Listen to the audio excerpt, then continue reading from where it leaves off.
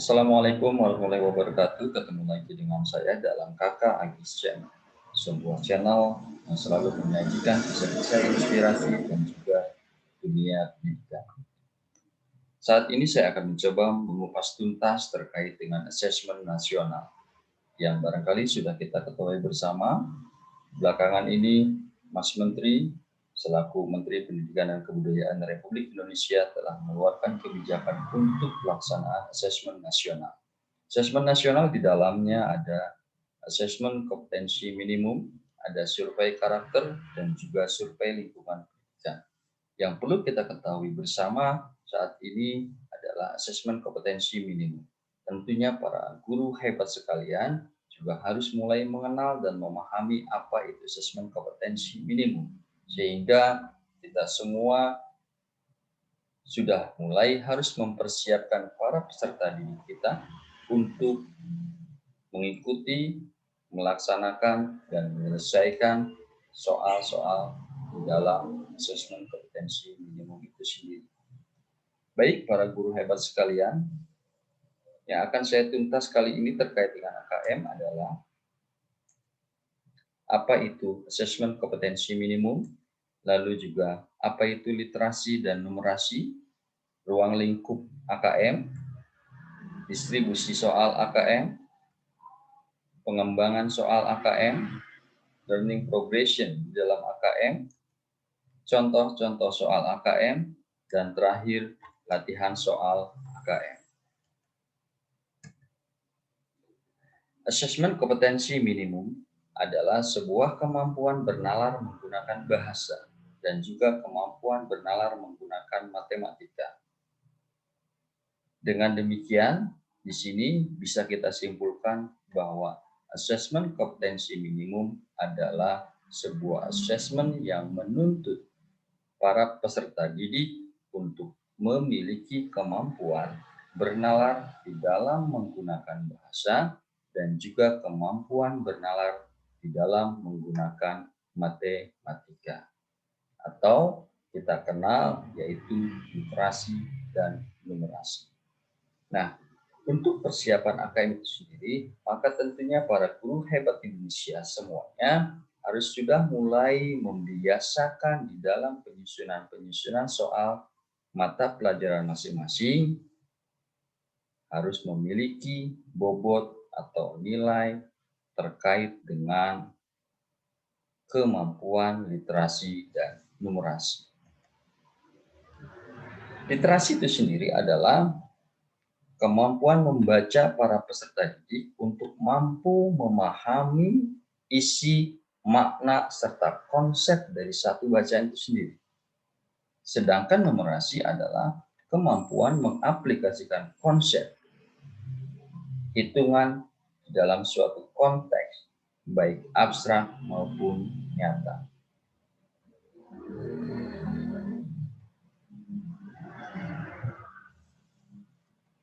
Selanjutnya, ruang lingkup AKM.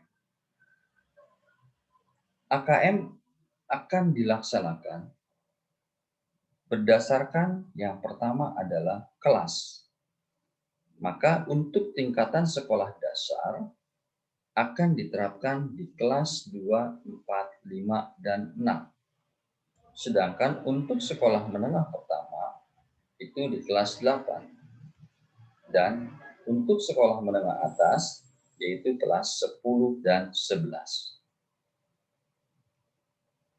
Ruang lingkup AKM berdasarkan level kognitif, maka untuk level 1 akan diterapkan di kelas 1 dan 2. Sedangkan untuk level 2 akan diterapkan di kelas 3 dan 4. Untuk level 3 akan diterapkan di kelas 5 dan 6. Artinya bahwa untuk jenjang pendidikan sekolah dasar, maka akan memahami atau akan mengikuti AKM berdasarkan level kognitif 1, 2, dan 3. Sedangkan untuk level 4 itu akan diterapkan di kelas 7 dan 8 sekolah menengah pertama. Dan level 5 dan 6 ini akan diterapkan di kelas 9, 10, 11, dan 12 untuk tingkat sekolah menengah atas. Sedangkan di level 5 masih ada kelas 9, yaitu kelas terakhir di tingkatan sekolah menengah pertama. Lalu bentuk soal. Apa saja sih bentuk soal yang harus ada di dalam AKM atau yang akan ditemui oleh para peserta didik di dalam pelaksanaan AKM sendiri? Yang pertama, ada bentuk soal pilihan ganda. Nah, menurut saya, soal pilihan ganda adalah bentuk soal yang sudah tidak asing di mata para guru hebat semua. Namun di sini ada sedikit berbeda. Untuk kelas 1 sampai dengan kelas 3, maka kalau kita membuat bentuk soal pilihan ganda, itu harus ada 3 option saja, A, B, dan C.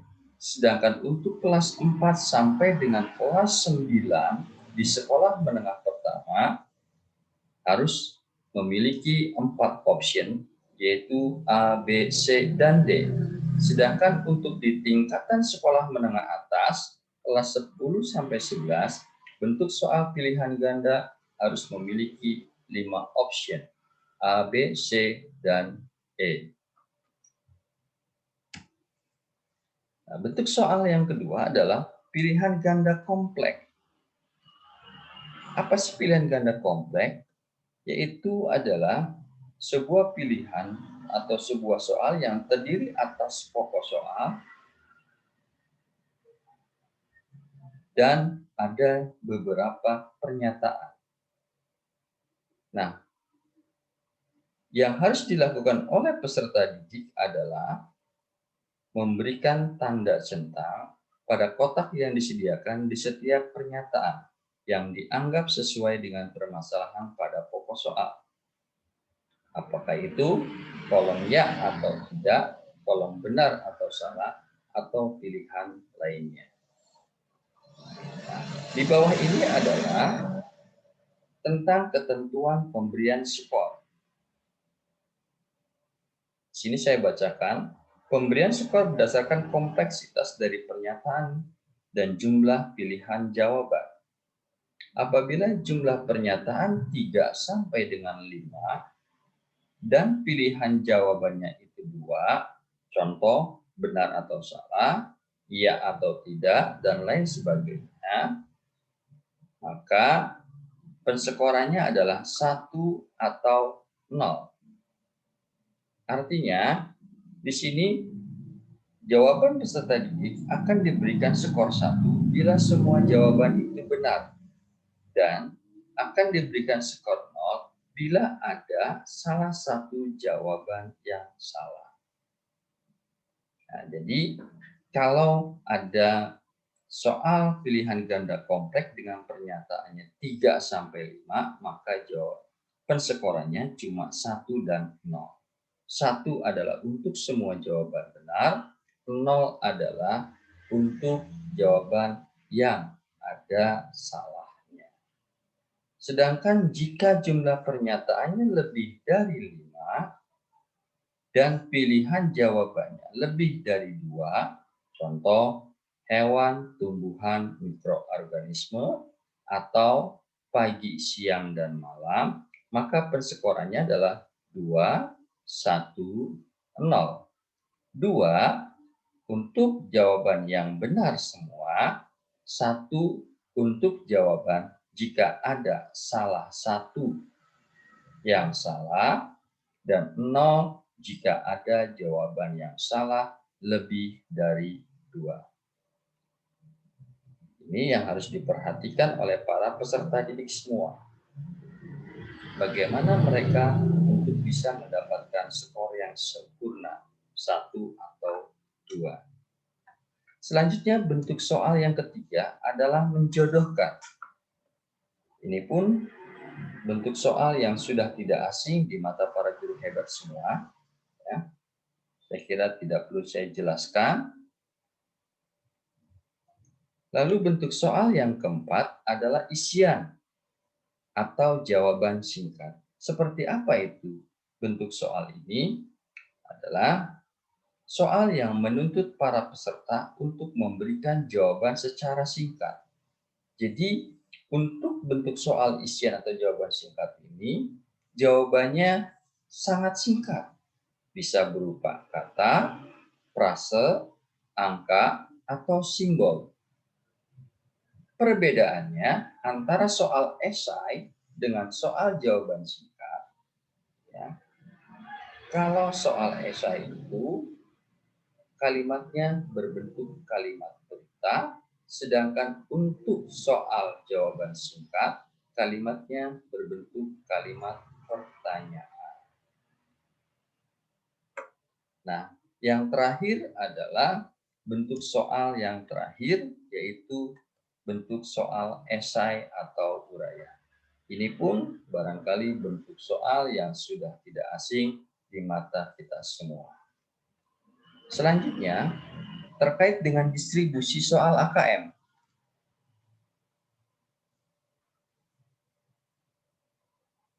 Dari kelima bentuk soal yang tadi saya sampaikan, maka pendistribusian soal yang pertama untuk pilihan ganda itu sebesar 20%, untuk pilihan ganda kompleks 40%, untuk pilihan menjodohkan 10%, untuk soal isian singkat 5%, sedangkan untuk soal esai atau uraian 25%. Jadi, kalau ada soal sejumlah 40 soal, maka yang soal berbentuk pilihan ganda itu berjumlah 8, pilihan ganda kompleks berjumlah 16, menjodohkan 4, isian singkat 2, dan esai atau uraian 10. Maka total 40 soal. Nah, ini adalah terkait dengan distribusi soal AKM. Lalu pengembangan soal AKM. Tadi disampaikan di depan, di awal, bahwa asesmen kompetensi minimum itu ada 2 poin besar, yaitu kemampuan peserta didik di dalam literasi dan numerasi. Bagaimana pengembangan soal AKM untuk poin yang pertama, yaitu literasi?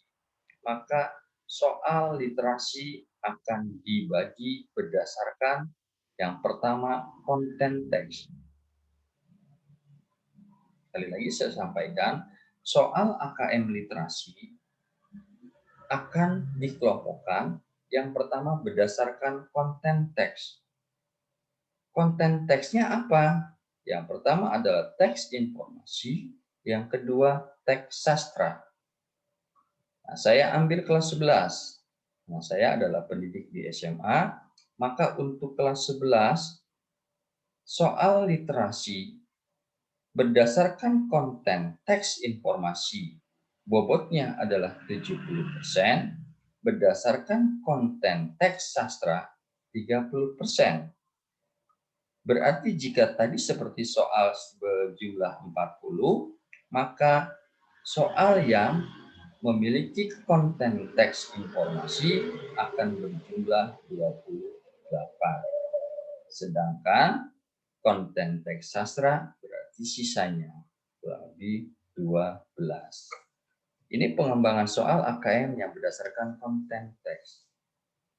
Lalu soal AKM literasi pun berdasarkan konteks teks. Kalau tadi adalah konten teks, saat ini yang sekarang adalah konteks teks.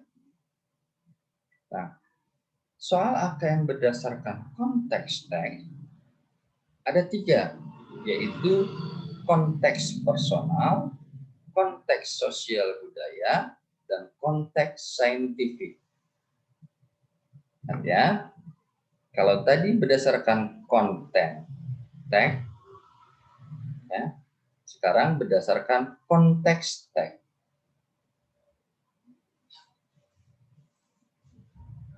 Konten teks terbagi menjadi teks informasi, ya, dan teks sastra.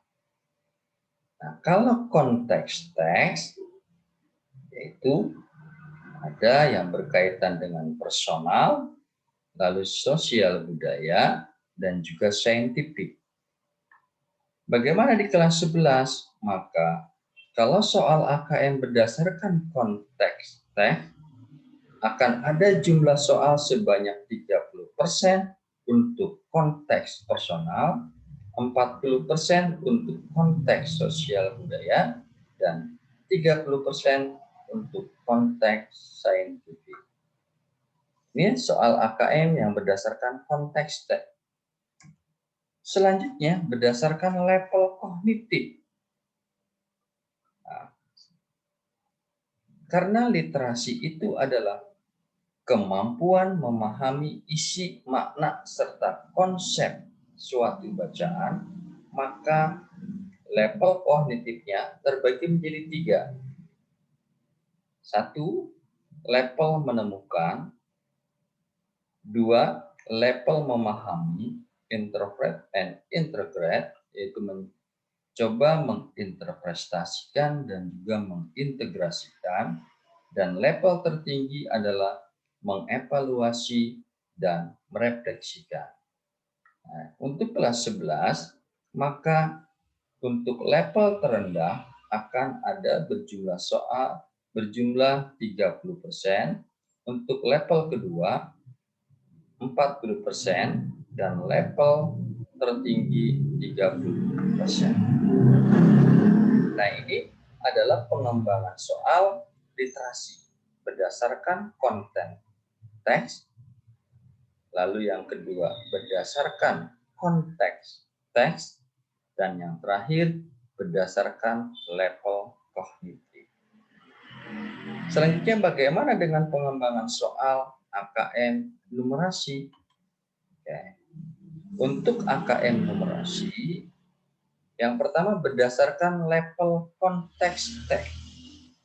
Sama seperti soal AKM literasi, terbagi menjadi 3, ada konteks personal, ada konteks sosial budaya, dan juga ada konteks saintifik. Sedangkan soal AKM yang berdasarkan level kognitif, yang pertama atau level terendah adalah knowing atau mengetahui saja. Yang kedua, playing, menerapkan, dan reasoning atau penalaran. Ya. Jadi, kalau soal AKM numerasi berdasarkan level kognitif, mengetahui, menerapkan, dan menalar. Ya, sedikit berbeda dengan level kognitif di dalam soal AKM literasi. Ya.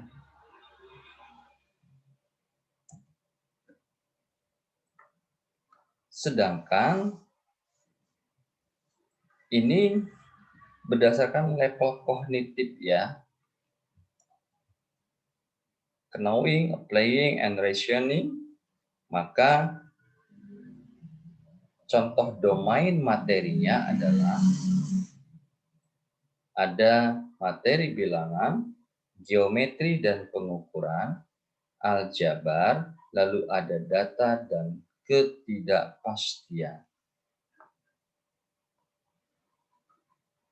Nanti Bapak Ibu guru hebat silakan bisa baca ya lebih detail nanti. Sedangkan untuk pendistribusian soal berdasarkan konten. Tadi sudah konteks, level, sekarang berdasarkan konten. Nah, untuk kelas 11 yang berdasarkan konten bilangan 20%, konten pengukuran dan geometri 20%, konten data dan ketidakpastian 35%, dan aljabar 25%.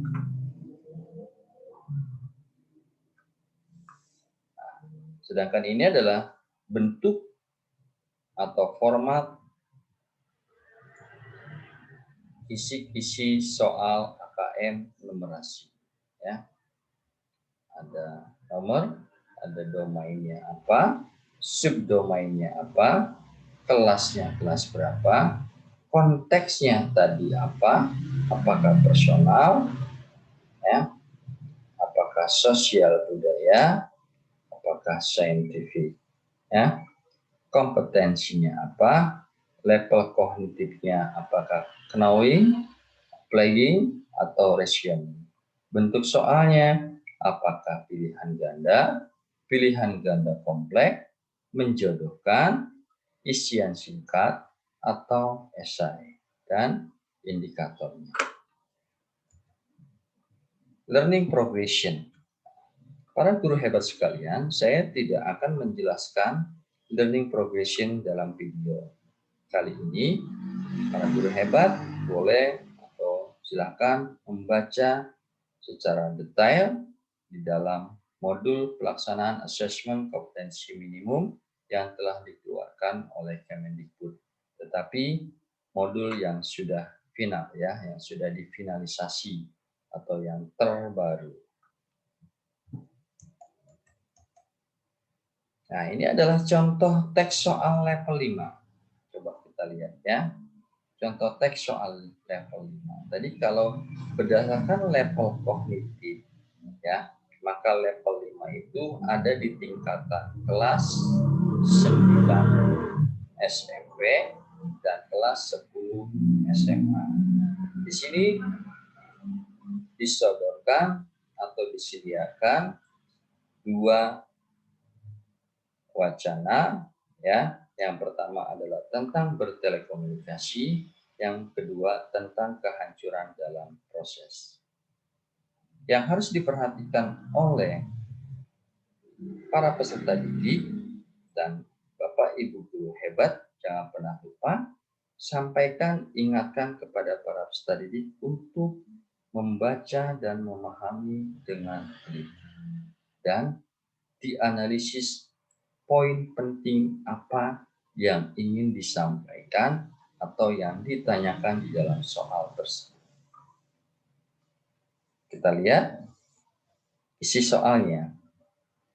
Dari teks informasi tadi, maka jika kita buatkan isi soalnya adalah jenjangnya yaitu level 5, kelas 9 dan 10, kontennya adalah teks informasi, konteksnya adalah sosial budaya, kompetensinya adalah memahami, yaitu interpret and integrate, subkompetensinya ini, rincian kompetensinya ini, bentuk soalnya pilihan ganda. Mari kita lihat soalnya. Apa hubungan antara cara masa depan dan kehancuran sedang dalam proses? Kebetulan di sini opsinya adalah 4, ya, harusnya ada 5 tadi, ya. Kalau soal pilihan ganda itu untuk kelas 10, 11 dan 12 itu adalah 5 option A, B, C, D dan E. Nah, di sini optionnya yang A, mereka menggunakan argumen yang berbeda untuk mencapai kesimpulan yang sama. Mereka ditulis dengan gaya yang sama tetapi tentang topik yang sama sekali berbeda. Mereka mengutarakan pandangan umum yang sama tetapi mencapai kesimpulan yang berbeda. Dan option yang D, mereka mengutarakan pandangan yang berlawanan mengenai topik yang sama. Jika peserta didik menjawab D, maka akan diberikan kode 1. Kebetulan jawaban yang D itu adalah jawaban yang benar. Jika peserta didik menjawab salah, maka diberi kode 0, dan jika jawaban kosong akan diberi kode 9. Kenapa jawaban yang benarnya adalah D? Silakan Bapak dan Ibu guru hebat untuk mencoba memahami dua wacana di atas, yaitu bertelekomunikasi dan kehancuran sedang dalam proses. Saya tidak akan membahasnya di sini karena video saat ini adalah tentang kupas tuntas AKM.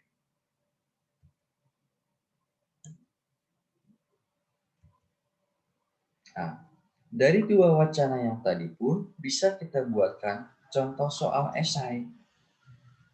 Isi soalnya seperti ini, ya. Masih sama, konteksnya teks informasi, konteksnya sosial budaya, bentuk soalnya adalah esai dan uraian. Nah, Bapak Ibu guru hebat sekalian, bedanya untuk soal esai di sini saya bacakan sedikit ya. Richard menulis bahwa bertelekomunikasi hanya akan menjadi kita makin lama makin asik dengan diri sendiri. Pertanyaannya, apakah kamu setuju dengan pendapatnya di atas? Lingkari ya atau lingkari tidak? Dan berikan alasan untuk jawabanmu ya atau tidak. Saya akan jelaskan di sini ada dua contoh jawaban ya dan jawaban tidak, tetapi mendapatkan nilai penuh 1. Kenapa? Karena bukan permasalahan setuju atau tidak setujunya, tetapi pertanyaan ini lebih mengharapkan peserta didik untuk mampu memahami bahwa kenapa Richard itu mengatakan bahwa bertelekomunikasi hanya akan menjadikan kita makin lama makin asik dengan diri sendiri. Jadi lebih kepada konteks alasannya, bukan pernyataan setuju atau tidaknya, ya atau tidak. Contoh di sini yang diberikan jawaban atau skor sempurna dengan mengatakan ya adalah alasannya jika orang-orang tidak melihat orang lain, mereka akan menjadi betul-betul asik dengan diri sendiri. Ini dibetulkan, dibenarkan. Ya. Sedangkan ada juga yang jawabannya tidak, tetapi juga mendapatkan skor sempurna 1. Contoh, di sini jawabannya tidak. Tetapi alasan yang disampaikannya, orang-orang pada dasarnya adalah makhluk sosial. Dan kalaupun mereka tidak bertemu orang lain, mereka akan mencari teman dengan cara apapun. Jadi sekali lagi saya katakan, bukan pada konteks ya atau tidaknya, tetapi pertanyaan ini adalah lebih meminta alasan yang sesuai dengan pernyataan ini. Oke, saya kira paham ya, Bapak Ibu guru hebat semuanya. Nah, ini adalah contoh soal teks level 6. Berarti untuk kelas 11 dan 12 di jenjang pendidikan SMA. Ya. Di sini ada wacana, ada cerita tentang demokrasi di Athena. Nah, ini isi soalnya. Nah, ini bentuk pertanyaannya adalah pilihan ganda. Ini juga isi soal untuk bentuk pertanyaan uraian. Oke. Bapak, Ibu guru hebat sekalian, mari kita sedikit berlatih soal numerasi. Ya. Di sini ada wacana pemutar yang rusak. Perusahaan elektrik memproduksi dua tipe alat elektronik, yaitu pemutar video dan pemutar audio. Di akhir produksi harian, pemutar yang diproduksi diuji, dan pemutar yang rusak akan disingkirkan untuk diperbaiki. Tabel berikut menunjukkan rata-rata jumlah pemutar pada tiap tipe yang dibuat per hari dan rata-rata persentase pemutar yang rusak per hari. Ini adalah data tabelnya. Ada dua produk, yaitu pemutar video, ada pemutar audio. Di sebelah sini ada rata-rata jumlah yang dibuat untuk kedua produk itu, lalu ada rata-rata persentase dari kedua produk yang rusak. Bagaimana dari pernyataan ini jika kita buatkan soal? Kita lihat. Ini berarti bentuk soal yang ketiga, ya. Ini adalah bentuk soal pilihan ganda kompleks, ya, bentuk soal pilihan ganda kompleks. Ada pernyataan, ada jawaban dengan dua opsi, benar atau salah. Silakan Bapak Ibu guru hebat sekalian boleh baca dan berikan jawabannya masing-masing, ya. Di sini ada pernyataan, sepertiga pemutar yang diproduksi tiap hari adalah pemutar video. Jawabannya apakah benar atau salah? Silakan Bapak Ibu paham. Yang kedua, pernyataan kedua adalah dari setiap produksi 100 pemutar video, ada tepat 5 pemutar yang rusak. Benar atau salah? Pernyataan yang terakhir, jika sebuah pemutar audio dipilih secara acak dari produksi harian untuk diuji, probabilitas jika pemutar itu perlu diperbaiki adalah 0,03. Kembali silakan Bapak Ibu guru hebat berikan centang apakah di kotak benar ataukah di kotak salah.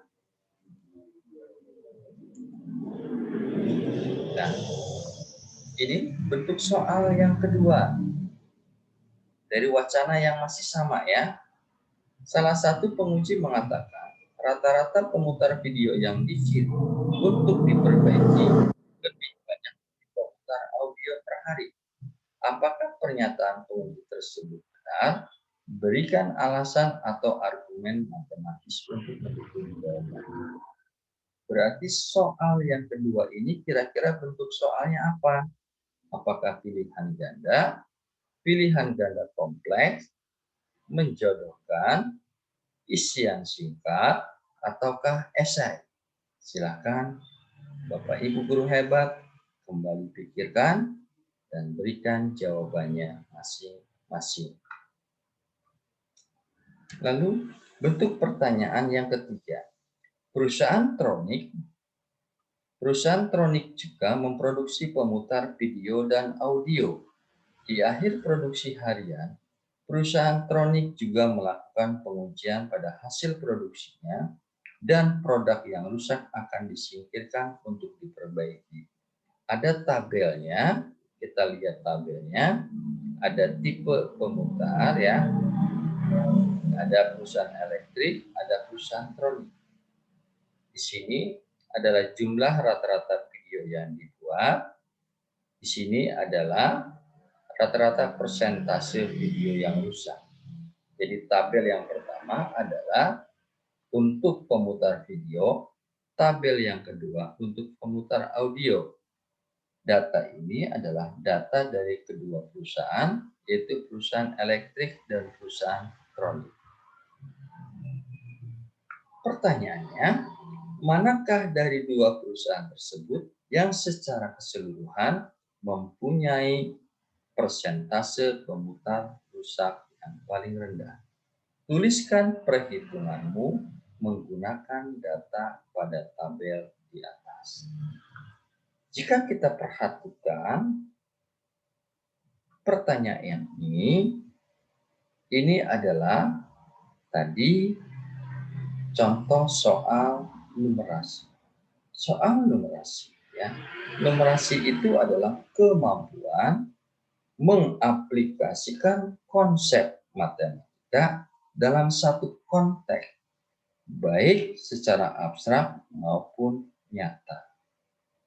Nah, di sini dituntut peserta didik untuk mencoba memberikan alasan yang terbaiknya, tetapi berdasarkan perhitungan yang matematis atau yang logis. Nah, Bapak Ibu guru hebat sekalian, silakan kembali pikirkan dan berikan jawabannya untuk pertanyaan soal yang kedua.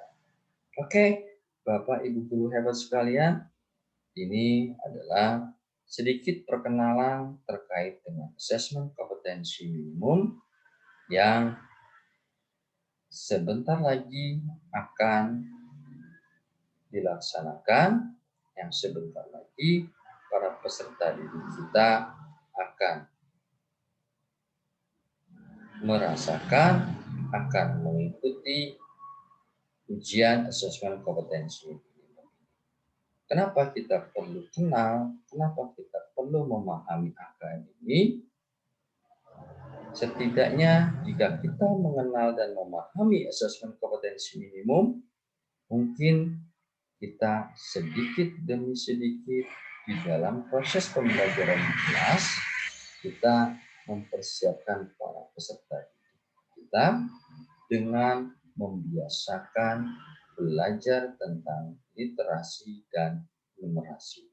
Termasuk juga kita sudah mulai harus membiasakan diri untuk membuat soal-soal terkait literasi, kemampuan bernalar tentang sebuah bacaan, dan kemampuan numerasi, kemampuan bernalar terkait dengan penerapan konsep hitungan.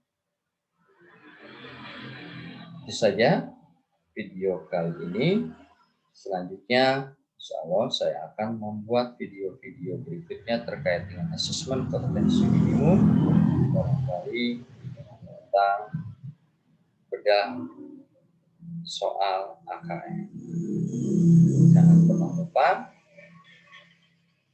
untuk selalu memberikan like and subscribe-nya dalam channel Kakak Agis, sehingga channel ini tetap semangat untuk terus melakukan kontribusi dalam tema inspiring and education. Billahi taufiq wal hidayah. Assalamualaikum warahmatullahi wabarakatuh.